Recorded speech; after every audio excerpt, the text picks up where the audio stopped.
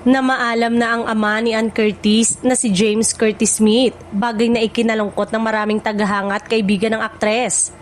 Kinumpirma ang malungkot na balita sa pamamagitan ng isang Instagram post na ibinahagi ni Ann at ng kanyang pamilya nitong Miyerkules.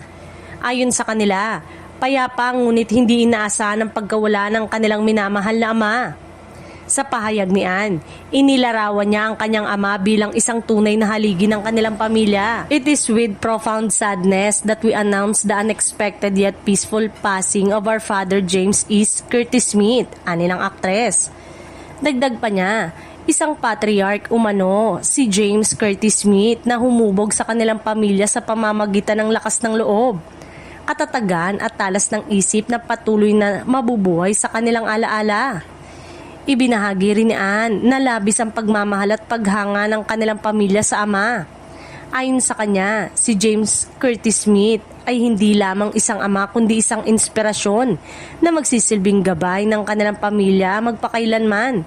Emosyonal niyang pahayag. Bumuhos naman ang pakikiramay mula sa mga netizen, kapwa-artista at malalapit sa kaibigan ni Ann.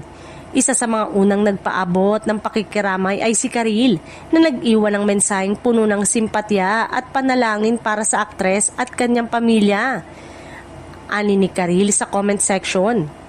Samantala, ayon sa mga ulat, agad umanong pinuntahan ni Vice Ganda ang kanyang matalik na kaibigan ni si Ann upang personal na makiramay at magbigay ng suporta sa gitna ng pinagdaraanan nito.